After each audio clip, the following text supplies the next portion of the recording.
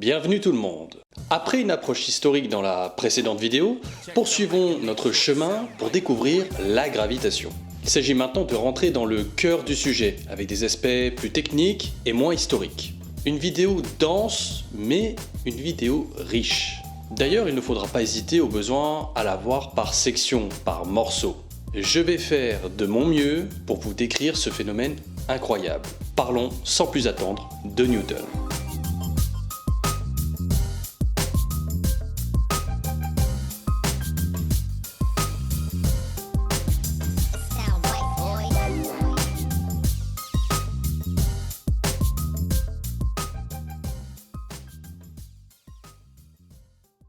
Isaac Newton, né en 1642 et décédé en 1727, est un philosophe et scientifique anglais. C'est probablement l'un des scientifiques les plus importants de l'histoire des sciences, notamment pour son équation sur l'attraction, la gravitation universelle. La physique de Newton va bâtir un véritable pont entre les cieux et la terre, à une époque où on avait plutôt tendance, depuis fort longtemps, à étudier ces lieux quasi isolément. À 24 ans, en 1666, il se réfugie dans la maison de ses parents pour fuir la peste qui sévit alors à Cambridge, où il effectue ses études. C'est là-bas qu'il élaborera bien des découvertes fondamentales pour les sciences. Comme ses prédécesseurs, il s'intéresse à la chute des objets. C'est quelqu'un qui a grandi et vécu juste après les hypothèses et découvertes des savants précédemment énoncées, voire à la même période. Malgré les travaux de Kepler et de Galilée, la description du mouvement des planètes était correcte, mais incomplète. On ignorait leur cause, le comment du pourquoi. Mais avant de rentrer dans les détails, il faut comprendre ce qu'est une force. Je précise que dans cette vidéo, on va rentrer dans les détails entre guillemets techniques. Cela ne sera pas le cas dans chaque vidéo, mais j'y tiens car on comprend mieux les choses lorsque l'on les étudie davantage en profondeur. Mais rien de barbare, rassurez-vous, bien au contraire. Allons-y. Force d'attraction, d'accord.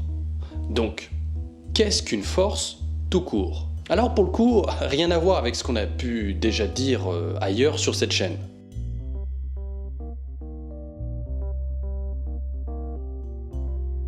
Prenons deux corps, un corps A et un corps B. Si l'un des deux, par sa simple présence, modifie le mouvement de l'autre, alors on dit qu'il y a une interaction. Ces deux corps sont en interaction. Si par exemple A, par sa présence, modifie le mouvement de B, c'est parce qu'il existe entre eux une interaction. Et celle-ci est modélisée par une force. La force est l'expression de l'interaction entre A et B. Symboliquement, sur un schéma, on note une flèche sur la force en question lorsqu'il s'agit de l'écrire. Une force a trois caractéristiques. D'abord, sa direction. Vulgairement, on pourrait dire son inclinaison. Est-ce qu'elle est verticale? Est-ce qu'elle est horizontale? Etc. Retenez que c'est une droite, comme en géométrie. Deuxième caractéristique ensuite, son sens. À cette droite, il faut ajouter un sens. Vers la gauche depuis la droite, de la gauche vers la droite, du bas vers le haut, etc. Le piège, c'est que spontanément, on peut confondre sens et direction. Mais en physique, direction égale une droite, sens égale vers la gauche ou vers le bas, par exemple. Enfin, troisièmement, sa valeur, qui est exprimée en newton, noté grand N. En résumé, pour qu'il y ait une action mécanique de mouvement, il faut une interaction entre deux corps, interaction modélisée par une force. La force a donc une influence sur le mouvement.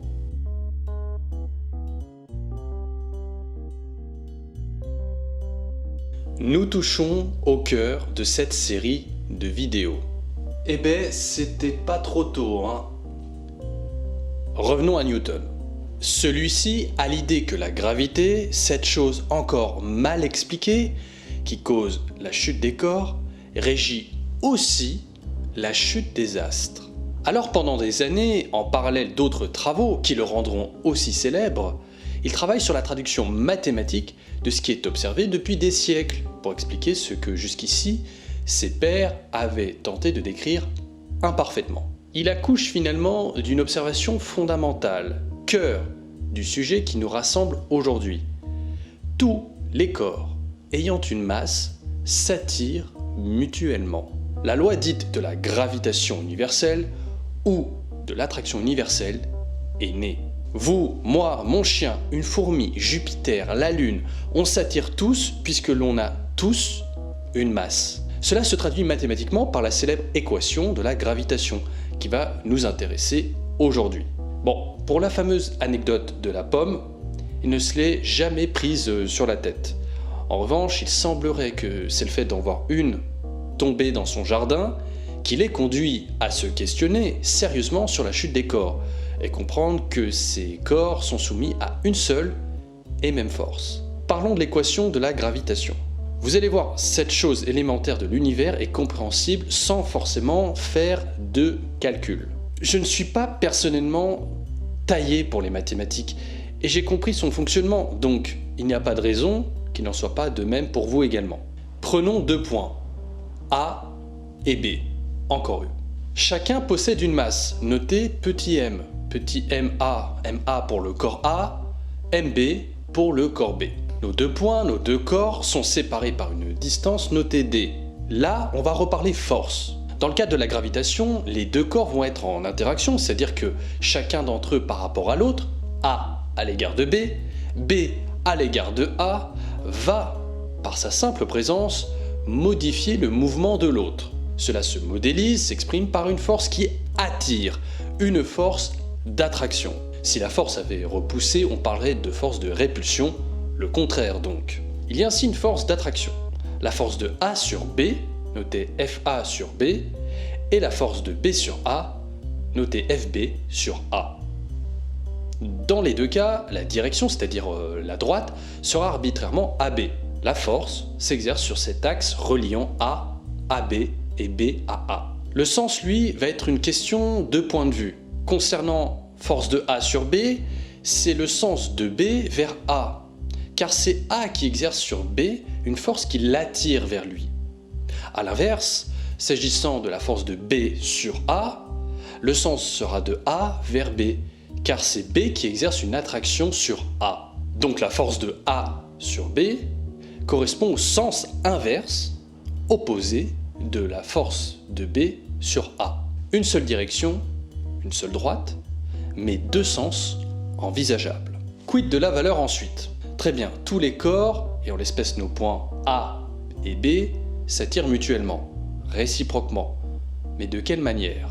Aborder la valeur revient à s'intéresser de près à l'équation de la gravitation.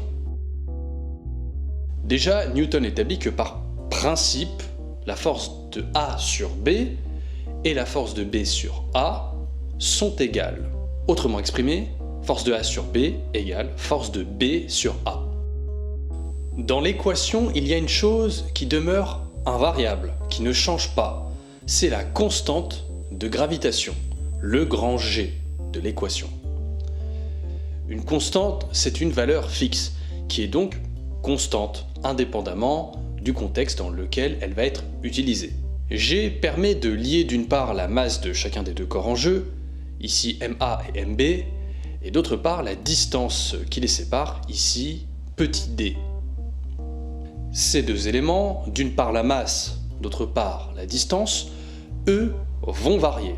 Ce sont les variables de l'équation. C'est ce qui va faire que la valeur de la force au final va varier, selon que les corps en jeu soient plus ou moins loin et ou plus ou moins massifs. Rappelons que la masse s'exprime en kilogrammes, la distance en mètres.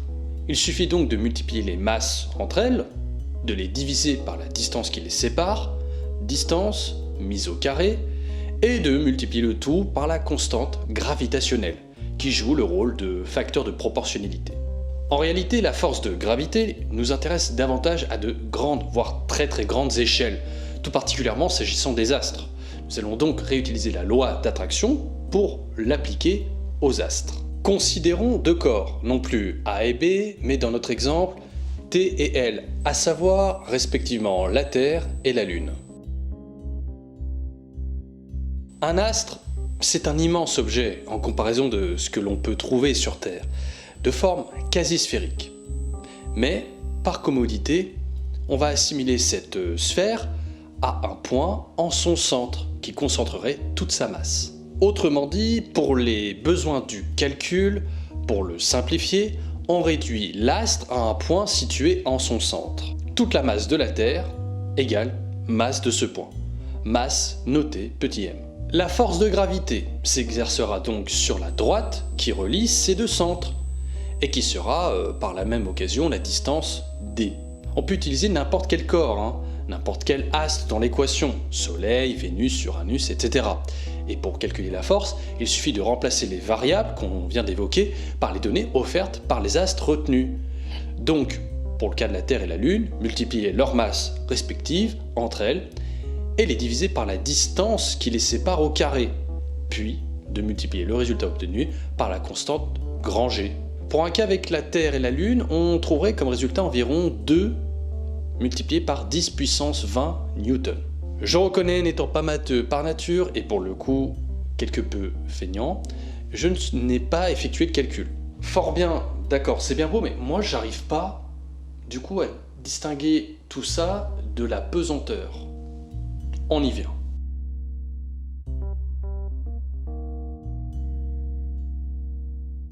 Dans la précédente vidéo, on avait distingué la masse du poids. On rappelle que la masse est la quantité de matière composant un corps, et qu'elle ne varie en principe pas selon l'endroit de l'univers où nous nous situons. Mais alors, qu'est-ce que le poids? En réalité, le poids est une force, qui s'exprime donc en newton. La force dite de pesanteur, force qui s'applique sur un objet de masse m. Vous noterez ainsi que parler de pesanteur, c'est songer au poids. Le poids dépend de l'intensité de cette pesanteur. Sa direction est une droite verticale entre deux points. La pomme ne tombe par exemple pas de biais. Son sens vers le bas depuis le haut. On mesure le poids non pas avec une balance qui sert à relever la masse, mais un dynamomètre. La valeur du poids, de la force de pesanteur donc, se trouve par le biais du calcul suivant. P égale mg. Petit m étant la masse, et petit g l'intensité de l'attraction au niveau de cette même masse, exprimée en kg Newton moins 1. Ce calcul a un lien immédiat avec l'équation de la gravitation. Pour l'illustrer, prenons deux corps. Admettons la Terre d'une part, notée T, et un homme noté H d'autre part. On applique l'équation force de T sur H égale P égale équation de la gravitation. Et là, il y a deux possibilités concernant la distance. La première, remplacer le petit d par le rayon de l'astre, en l'espèce la Terre, environ 6371 km, dans l'hypothèse où la personne se situe à une altitude négligeable. Imaginons juste à la surface de la planète, au niveau de la mer. Rappelons qu'on considère que la masse de la planète, sa force d'attraction, provient de son centre de gravité. Donc par simplicité, on va sélectionner le noyau planétaire. Alors notez que l'on dit que le rayon est d'environ 6371 km, car la Terre n'est pas parfaitement sphérique. Selon où l'on se place, celui-ci varie sensiblement. Le plus remarquable est la différence de rayon mesurée à l'équateur et au pôle de la planète. La deuxième possibilité, c'est l'hypothèse où je suis situé bien en altitude, admettons au sommet du Mont Blanc, soit environ 4810 mètres, donc à un peu moins de 5 km d'altitude. Du coup, là, il faut additionner la dite hauteur au rayon de la Terre. Pour le coup, cela donne 4810 plus 6371, soit 11 181 mètres. Donc, 11 et quelques kilomètres d'altitude cumulée. Même si évidemment, réellement, l'altitude démarre du niveau de la mer et au-delà, dans l'espace, quoi. Le résultat obtenu, cette force d'attraction de la Terre sur l'homme, notre homme, eh bien c'est le poids, la force de pesanteur. Celui-là variera selon que je sois au sommet du Mont Blanc ou à Lyon par exemple. Le poids dépend de l'altitude, à l'égard notamment du centre de gravité. Dans tous les cas, la force suit une droite verticale partant du centre de gravité de l'homme et qui va jusqu'au centre de la Terre, le noyau planétaire. On dit centre de l'homme, mais cela reste négligeable. compte tenu de la petite taille d'un homme par rapport à celle de la planète. Si la mesure s'effectue par exemple au pied ou à la tête, l'écart est tellement faible qu'on le néglige car cela ne provoquera pas une immense erreur de calcul. Ce qui ne serait pas le cas du noyau terrestre, car lui est bien plus gros, en l'occurrence des dizaines de kilomètres de diamètre. Donc la valeur obtenue en effectuant le calcul est celle du poids, force appelée pesanteur, qui est en réalité la même décrite précédemment dans la loi d'attraction universelle. Bon, récapitulons. P, pesanteur, égale mg.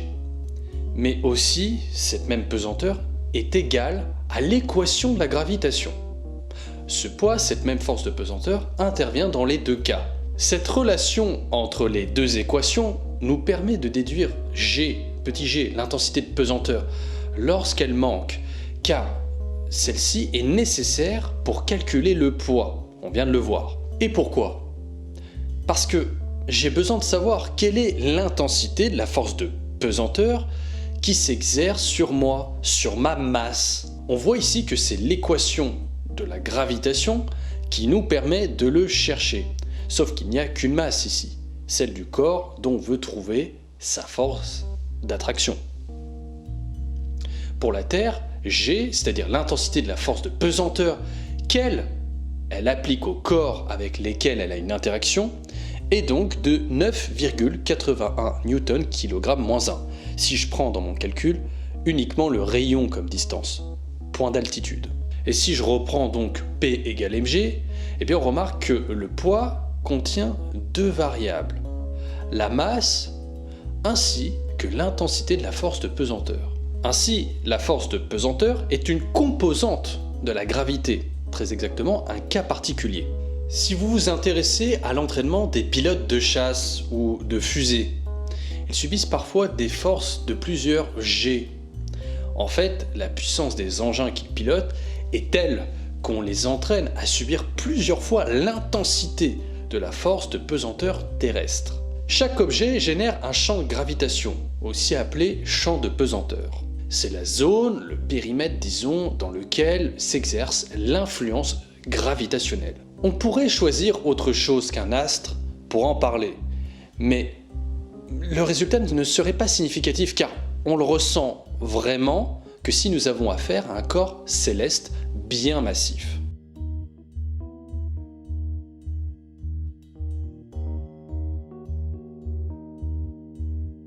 À titre d'exemple, la force d'attraction de la Lune est environ 6 fois moindre que celle de la Terre. Pourquoi? Parce qu'elle est bien moins massive. C'est pourquoi les astronautes ayant foulé le sol lunaire pouvaient faire des mouvements amples, des bonds de géants.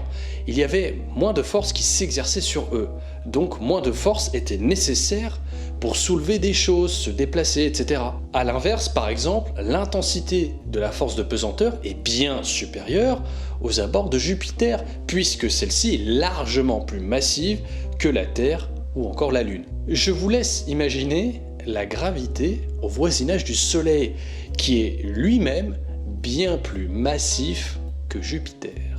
Si on va plus dans le détail encore, le poids, c'est même l'interaction de chacun de mes atomes avec chacun des atomes de l'astre. Tous ces atomes s'attirent mutuellement dans un rapport de force évidemment inégal, au profit de l'astre. Je reprends ma masse personnelle pour cette fois-ci calculer mon poids sur Terre. Je prends donc la valeur G égale 9,81 pour une masse de 69 kg. P égale m fois G. P égale 69 fois 9,81. P égale donc 676,89 newtons. Pour simplifier tout ce qui a été dit, retenez que attraction gravitationnelle égale en gros pesanteur, qui, appliquée sur un corps, se concrétise par son poids. Si je veux soulever quelque chose facilement ou bouger avec légèreté, le poids doit alors être faible. Ouf, on sort de la zone technique.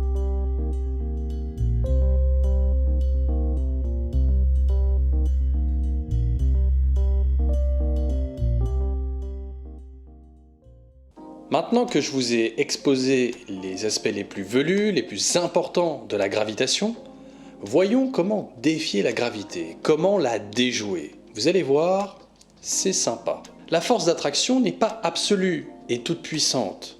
Elle comporte des limites. Il est tout à fait possible, en théorie, de s'extirper de la force d'attraction d'un astre, car le champ de pesanteur d'un corps n'est pas infini.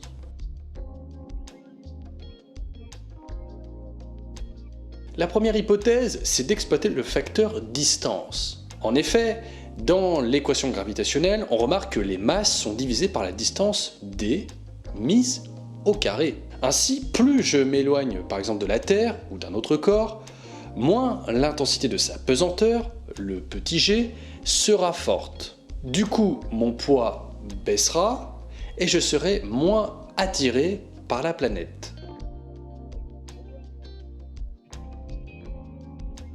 Pour fuir la pesanteur, la seconde astuce serait d'exploiter la vitesse dite de libération. Alors c'est quoi? C'est une vitesse à partir de laquelle, lorsqu'elle est atteinte, un objet lancé en l'air ne retombe plus à terre et peut s'élever à l'infini par rapport à la force qui l'attirait initialement. Sa vitesse lui permet alors d'échapper à l'attraction. Sur Terre, c'est 11,2 km par seconde, soit environ 40 000 km/h. Fort logiquement, plus l'astre sur lequel je me trouve est massif, plus la vitesse de libération pour m'en libérer doit être élevée, parce que je devrais lutter contre une pesanteur de très forte intensité. La tâche est aussi plus compliquée lorsque l'on est proche du centre de l'astre, là où sa gravité est puissante. Mais cela est plus simple si je suis plus éloigné, car la pesanteur décroît, comme on le sait, avec la distance. On peut d'ailleurs s'amuser avec la vitesse de libération du Soleil. Pour le coup, on parle d'une vitesse égale à 42,1 km par seconde, soit à peu près 150 000 km/h pour s'en libérer. Mais alors, si j'arrive à mettre à mal la pesanteur, est-ce que ça veut dire que je suis en apesanteur? Non, mais la confusion est commune.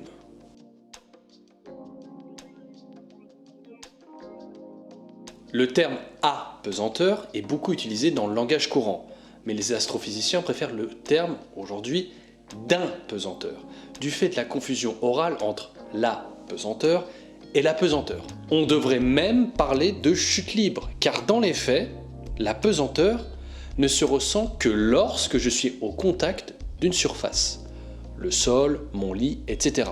Surface qui m'empêche de chuter indéfiniment. Il faudrait d'ailleurs plutôt parler de microgravité lorsque la force de gravité en un point donné de l'espace est vraiment minime.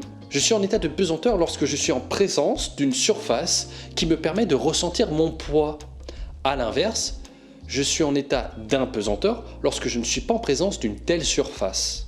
C'est d'ailleurs Newton qui imagina le concept. Admettons que je tire un boulet à l'aide d'un canon. Celui-ci va s'élever dans les airs, puis retomber. Je mets ensuite plus de poudre dans mon canon, ce qui fait que je vais le propulser plus fort et donc plus loin.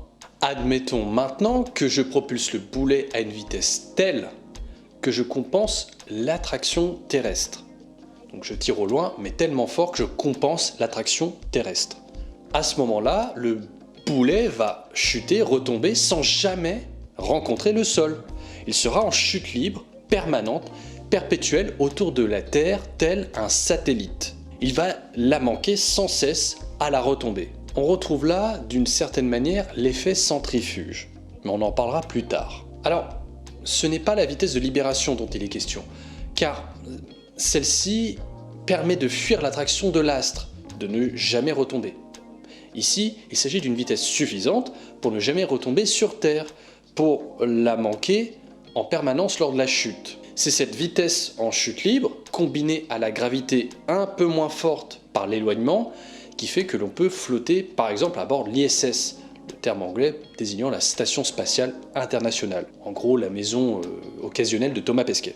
C'est donc pour cela que les astronautes en orbite dans l'ISS semblent flotter, car celle-ci se situe à une moyenne de 400 km au-dessus de la surface terrestre, et se déplace en moyenne à 28 000 km/h.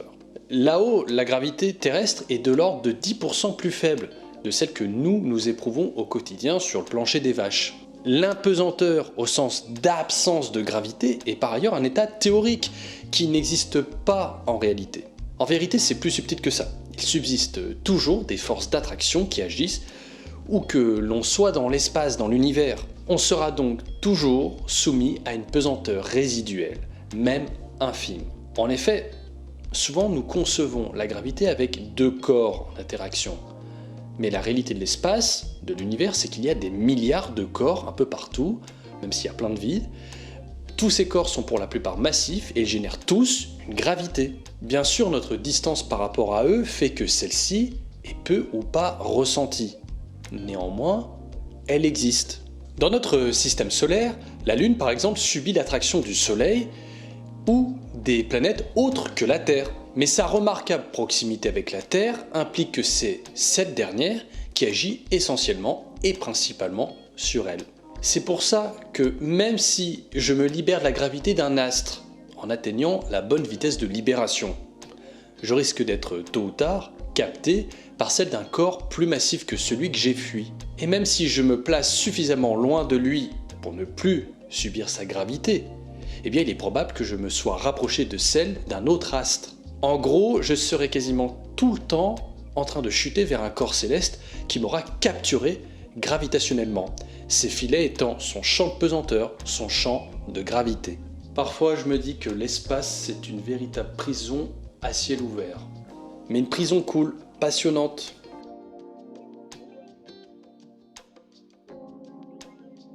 D'ailleurs, ce bon vieux Kepler, dans le songe ou l'astronomie lunaire, avait déjà imaginé, en son temps lointain, une zone de l'espace où l'attraction gravitationnelle serait compensée, permettant à une personne de ne pas subir de force d'attraction. Ça lui vaut souvent le fait d'être considéré comme le premier ou l'un des premiers auteurs de science-fiction. Et l'imagination humaine a même conçu un matériau fictif, la cavorite, qui permettrait de se placer en impesanteur en s'isolant de la gravité.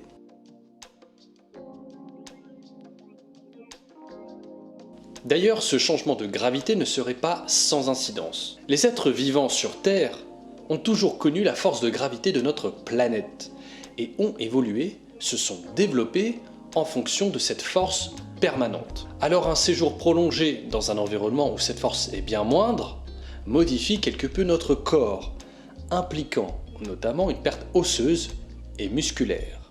Par exemple, les astronautes pratiquent beaucoup la musculation pour faire travailler leurs muscles. Muscles moins sollicités puisque tous les objets sont faciles à soulever, à manipuler, car ils pèsent moins lourd comme on a dit. Il y a un risque à terme d'atrophie musculaire. Donc les séjours, pour ce type de raisons notamment, ne sont pas très longs. D'ailleurs, cela intéresse les chercheurs pour traiter certaines maladies, car ils considèrent que l'ISS pourrait permettre de mener certaines expériences à ce sujet.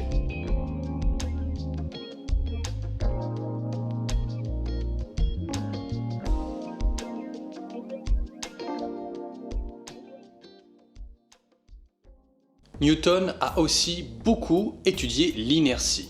Il l'a étudié au point qu'il va aboutir aux lois du mouvement qui portent aujourd'hui son nom. On les retrouve dans son ouvrage intitulé Philosophiae Naturalis Principia Mathematica, paru en 1687.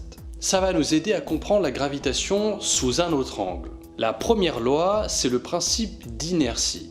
S'il n'y a pas de force s'exerçant sur un objet, ou si l'ensemble des forces qui lui sont appliquées sont nulles, égales à zéro, le mouvement est dit libre. Autrement dit, il n'y a pas d'accélération. Celle-ci est nulle, la vitesse ne varie pas, elle est constante. C'est un mouvement en ligne droite, dépourvu d'accélération ou de freinage.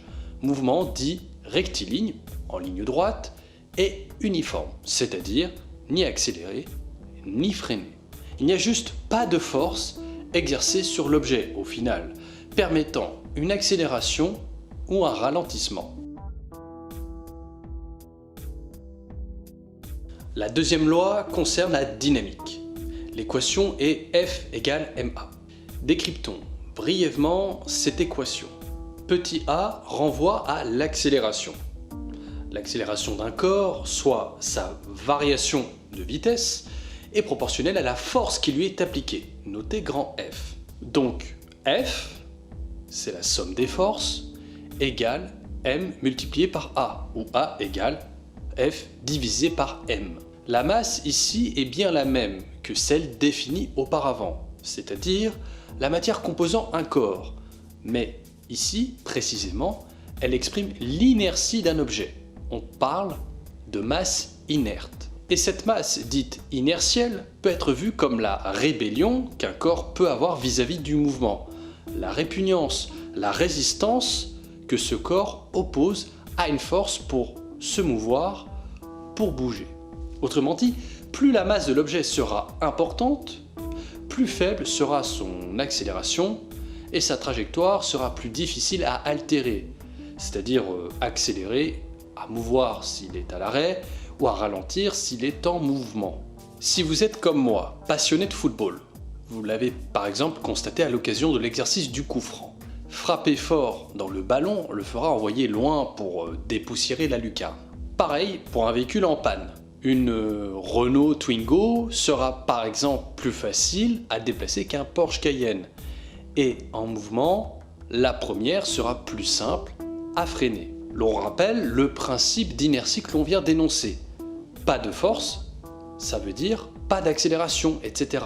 Autrement dit, plus un corps est massif, plus il aura d'inertie, et plus il sera difficile à être mis en mouvement. La troisième loi est dite du principe action-réaction. Tout corps A exerçant une force sur un corps B subit une force d'intensité égale, de même direction, mais de sens opposé, exercée par ce même corps B. Autrement dit, si j'éjecte, je balance devant moi une masse importante. Admettons, je balance un sac de gravier. Par réaction, je subis une force identique, mais qui me pousse dans le sens opposé. Je recule, même un peu, mais je recule tout de même. Je ne reste pas parfaitement immobile. D'ailleurs, quand je suis immobile, je ne subis que mon poids et la réaction du sol qui le compense parfaitement. Et d'ailleurs, détail marrant, mais lorsque l'on saute, en fait, on repousse la terre. Bon, très faiblement certes, mais quand même. Les fusées au décollage en font l'expérience. Il faut appliquer beaucoup de puissance au sol pour décoller. C'est l'action. Cette puissance sera appliquée en retour dans une intensité égale sur la fusée, ce qui la propulsera. C'est la réaction. En l'espèce, il faut suffisamment d'action, donc beaucoup, pour enclencher une réaction telle qu'elle permet à la fusée de s'arracher du sol.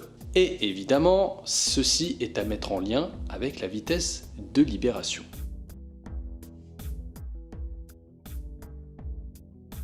Revenons à notre bon vieux Galilée. Souvenez-vous, dans le précédent épisode, il avait imaginé que, dans un champ de pesanteur donné, dans un milieu où les frottements de l'air seraient négligeables, les corps chutent à la même vitesse. La chute libre est universelle. Mais ça, on le constate au fond sans pouvoir le justifier. Comprendre comment ça se passe. Dans les lois du mouvement, il est question de la masse inertielle que l'on vient d'évoquer. Je rappelle, celle qui est en cause pour bouger ou freiner un objet. Mais en physique, il existe également un autre type de masse, à côté de la masse inertielle. C'est la masse gravitationnelle, aussi appelée masse grave ou encore masse pesante. Cette masse gravitationnelle, c'est la sensibilité d'un corps par rapport à un champ de pesanteur donné. Elle quantifie la façon dont un objet réagit à un champ gravitationnel. C'est tout simplement la masse qui intervient dans l'équation de la gravitation, évoquée plus tôt, d'où masse gravitationnelle.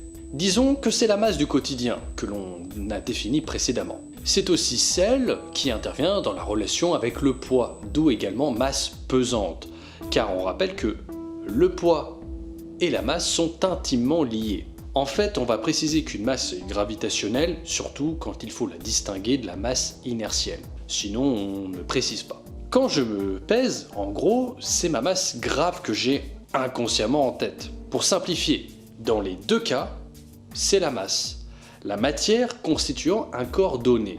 Mais à l'instar d'une médaille, on peut l'approcher sous deux faces. Une face qui sert à savoir comment le corps est attiré dans un champ de gravité. Une autre face pour savoir comment ce même corps peut être mu ou arrêté si on envisage un mouvement. Et, chose incroyable, expérimentalement, on constate toujours que ces deux masses sont identiques, quel que soit le corps retenu et sa composition, avec une précision allant jusqu'à 14 chiffres après la virgule. C'est pour ça que je parle de deux faces d'une même médaille. Cette égalité, c'est ce que l'on appelle le principe d'équivalence, principe qui sera crucial pour Einstein lorsqu'il mettra au point sa théorie de la relativité générale.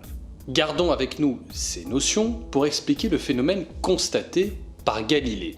Je m'excuse si je prends le temps de radoter, mais c'est un point velu mais fascinant lorsqu'il est compris. Reprenons une situation où deux corps de masse différentes chutent à la même vitesse dans le vide et arrivent donc au sol en même temps. Exemple, une pierre et une plume. Souvenez-vous, c'est la situation imaginée par Galilée. Pour tenter une énième vulgarisation, je vais expliquer à ma manière ce qu'il s'est passé. La pierre est plus lourde que la plume, elle est plus massive. Ça, pas de souci. Sa masse inertielle est plus élevée donc, autrement dit, il sera plus dur de la mouvoir ou de la stopper. Dans le même temps, étant plus lourde, elle a aussi une masse grave ou masse pesante plus élevée. Et le poids dépend de cela. Il augmente à mesure que cette masse pesante augmente. En gros, plus de masse égale plus de poids, plus d'attraction et inversement.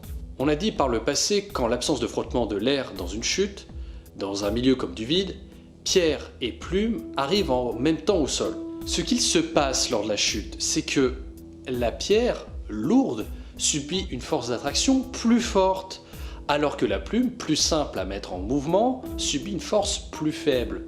Elle a moins besoin de force pour être déplacée, car plus légère. La pierre est davantage attirée pour compenser le fait qu'elle soit plus lourde et ainsi plus dure à mouvoir. Il y a une histoire de proportionnalité. La Lune, sa force de pesanteur à elle, va attirer le corps en fonction de sa masse, juste ce qu'il faut. C'est presque magique en fait. L'intensité de l'attraction est fonction de la masse du corps qui attire, donc de la Lune. Elle, ce qu'elle veut, c'est attirer la pierre et la plume à elle, pour finir au sol. La pierre est plus lourde, aucun problème. Je vais donc compenser le surpoids à l'égard de la plume, le fait que je vais davantage galérer à l'attirer, tout simplement en l'attirant avec plus de vigueur, d'intensité, exactement ce qu'il faut pour que les deux arrivent au même moment. Le seul contretemps serait donc s'il y avait de l'air sur la Lune, pour freiner la chute de ces deux corps. Le corps le moins aérodynamique arriverait en dernier, car davantage freiné par les frottements de l'air. D'ailleurs, pour la parenthèse, lors de leur chute, la plume et la pierre attirent aussi subtilement la Lune, qui, entre guillemets, remonte, même si, évidemment, c'est absolument infime et imperceptible. La gravité, évidemment, on l'a vu, c'est quelque chose qui attire. On a un centre qui attire à lui. Et donc nous, on se retrouve plaqué au sol. Pourquoi? Parce que ce cœur qui attire, il nous fait rencontrer une interface, le sol, qui se place, s'intercale entre le cœur, le noyau terrestre, on va dire, et nous-mêmes. Mais en même temps, la Terre tourne, il y a un mouvement de rotation. Et en gros, on peut aussi concevoir la gravité également comme quelque chose qui plaque au sol, vers le centre, le noyau, le cœur de la planète.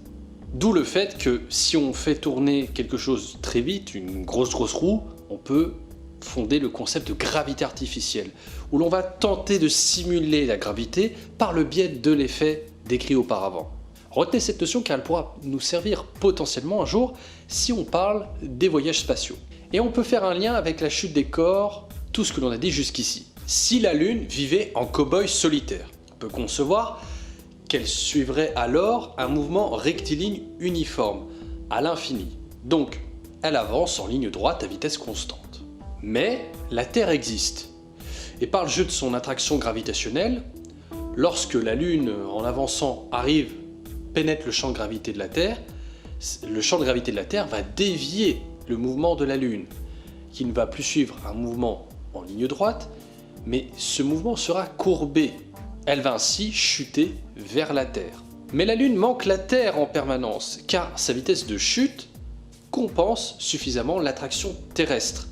Et en orbitant autour de la Terre, on pourrait dire qu'elle subit une force centripète, ou un effet centrifuge. L'attraction gravitationnelle de la Terre vient équilibrer la force centrifuge. La Lune étant dans l'espace, elle ne rencontre pas de résistance à l'air. Ainsi, son inertie maintient la Lune à vitesse constante et à une allure stable autour de la Terre. D'ailleurs, on peut profiter de la gravitation comme une sorte de moteur. C'est l'assistance gravitationnelle. Prenons un vaisseau. Celui-ci, en passant au voisinage d'un astre, est capté par sa gravité locale et profite ainsi de la vitesse de révolution de la planète autour du Soleil. Il est dans son sillage. De ce fait, plus le corps est massif, plus il va vite et plus il sera accéléré. Donc en gros, vaut mieux être entraîné par exemple par le Soleil que la Lune, même si c'est un peu risqué. Notons que cet emprunt va théoriquement faire tourner la planète plus lentement, car le vaisseau va sensiblement l'attirer également lors de son passage. Les corps s'attirent mutuellement, ne l'oublions pas. Bon, d'accord, le vaisseau va ralentir l'astre de manière anecdotique, pour ne pas dire négligeable. Les lois de Newton sont-elles parfaites? Actuellement, la loi de l'attraction universelle marche formidablement bien, mais elle ne demeure pas parfaite. À l'heure actuelle, nous ne pouvons pas la vérifier avec certitude en deçà d'une certaine échelle, dans le tout petit, le subatomique. A priori, la loi marche à l'échelle de l'atome, mais pour les physiciens, rien d'évident en dessous de 10 puissance moins 15, sachant que d'autres forces rentrent en ligne de compte à cette échelle, qui empêche de démêler ce qu'il s'y passe véritablement. Avec les progrès des sciences, la gravitation à cette échelle immensément petite pourrait se vérifier comme s'infirmer. Nous n'avons pas encore de mesures concrètes à cette échelle-là, pas plus d'ailleurs à des échelles macro, comme les galaxies. Il faudrait alors tempérer les observations, comme le principe d'équivalence, en ayant en tête cette limite. Et ce qui nous semblait comme acquis parfaitement ne le serait donc pas. Mais au fond, ce serait le mouvement de l'histoire, si j'ose dire, car, on l'a vu jusqu'ici, des certitudes scientifiques tombent assez souvent. Donc, il n'est pas impossible qu'il y ait à l'avenir une sorte de révolution en la matière. Voilà, c'est fini pour aujourd'hui. J'ose espérer qu'avec cette dense vidéo, vous êtes désormais un peu plus outillés en notion d'astronomie. La prochaine fois, nous resterons dans le thème de la gravitation, mais avec un cas particulier un peu exotique. L'occasion avec cette dernière partie de découvrir un personnage fascinant. Si la vidéo vous a plu, n'hésitez pas à la promouvoir. Prenez soin de vous et à très vite. Ciao.